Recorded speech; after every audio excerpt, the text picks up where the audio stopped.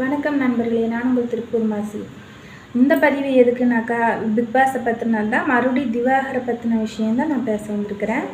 திவாகரை பற்றி என்னடா இது திவாகரை பற்றியே பதிவு போட்டிருக்காங்கன்னு நினைக்காதீங்க. பிக் பாஸில் திவாகரை மட்டுமே டார்கெட் பண்ணி தான் உண்மையிலுமே பண்ணிகிட்ருக்காங்க எல்லாருமே. அவங்க நினச்சிக்கிறாங்க திவாகரை நம்ம டார்கெட் பண்ணி எலிமினேஷன் கொடுத்தோம்னாக்கா அவங்க வெளியில் போயிடுவாங்க அப்படின்னு எல்லோரும் நினச்சிட்ருக்காங்க. அது மட்டும் நடக்கவே நடக்காது. ஏன்னாக்கா அவர் மேலே இப்படி டார்கெட் பண்ண அவர் மேலே அனுதாப ஓட்டு வாங்கி டைட்டில் வின்னர் ஆகிறதுக்கு கூட வாய்ப்பு இருக்குது. அது அவங்களுக்கு தெரிஞ்சு பண்ணுறாங்களோ தெரியாமல் பண்ணுறாங்களோ தெரியல. இதில் அவருக்கு சப்போர்ட் பண்ணுற ஒரே ஒரு ஆள் யாருனாக்கா அந்த விஜே பார்வதி மட்டும்தான். அவங்க மட்டும்தான் சப்போர்ட் பண்ணிகிட்ருக்குறாங்க. அடுத்து பார்த்திங்கன்னா கெமி பொண்ணு என்ன பண்ணுதுனாக்கா, இந்த மாதிரி என்னை அங்கே பார்க்குறேன் இங்கே பார்க்குறேன் அப்படின்னு சொல்லுது. ஆமாம், பார்க்க தான் செய்வாங்க. அவர் உட்காந்துக்கிட்டு இருக்கிறாரு, நீ இப்படி நின்றுக்கிட்டு பேசிகிட்டு இருக்க, அப்புறம் கண்ணு பார்க்க தான் செய்யும்.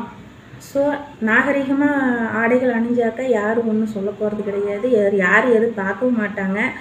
ஆனால் அங்கே அநாகரிகமான ஆடைகள் அணிகிறாங்க. ஸோ அந்த மாதிரி வல்கராக ட்ரெஸ் எல்லாம் பண்ணவும் வேண்டாம். குழந்தைகள்லாம் நிறைய பார்த்துட்ருக்குறாங்க. அப்புறம் பார்த்திங்கனாக்கா, இந்த திவாகரை யாரும் டார்கெட் பண்ணக்கூடாதுன்னு நினைக்கிறேன். அப்படி பண்ணாங்கன்னா கண்டிப்பாக டைட்டில் வின்னர் ஆகிறதுக்கு வாய்ப்பு இருக்குது. அடுத்து கலையரசன். இப்போ தான் கலையரசன் கேமுக்குள்ளே வர்றது மாதிரியும் அவர் பிக் பாஸ்குள்ளே வந்ததுக்கு உண்டான ரீசனையும் சொல்லியிருக்கிறாரு. என்னன்னு பார்த்தீங்கன்னாக்கா, அவர் குழந்தைகளுக்காக வேண்டி தான் நான் பிக் பாஸ்குள்ளே வந்திருக்கேன். அடுத்து குழந்தைகளுக்காக வேண்டியும் அவங்களுக்கு ஒரு அங்கீகாரம் கிடைக்கணும் அப்படிங்கிறதுக்காக வேண்டியும் தான் இங்கே நான் வந்திருக்கேன் பிக் பாஸுக்கு.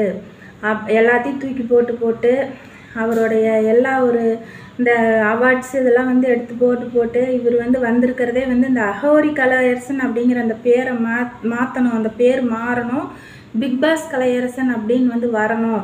ஒரு நாள் நான் பிக் பாஸ்குள்ளே இருந்தாலும் எனக்கு அந்த பேர் வரணும் அப்படிங்கிறதுக்காக வேண்டி தான் நான் வந்திருக்கேன் அப்படின்னு அவர் சொல்லியிருக்கிறாரு. அது மட்டும் பத்தாது கலையரசன். நீங்கள் வந்திருக்கிறது ஓகே, எல்லாம் ஓகே. ஆனால் நீங்கள் அங்கே கேம் ஆடணும். கேம் ஆடினா மட்டும்தான் அங்கே ஜெயிக்க முடியும், ரொம்ப நாளைக்கு அங்கே இருக்கவும் முடியும். ஸோ மக்களே, இந்த வீடியோ பிடிச்சிருந்துச்சுனாக்கா லைக் பண்ணுங்கள், ஷேர் பண்ணுங்கள், கமெண்ட் பண்ணுங்கள், சேனலை சப்ஸ்கிரைப் பண்ணுங்கள். நன்றி.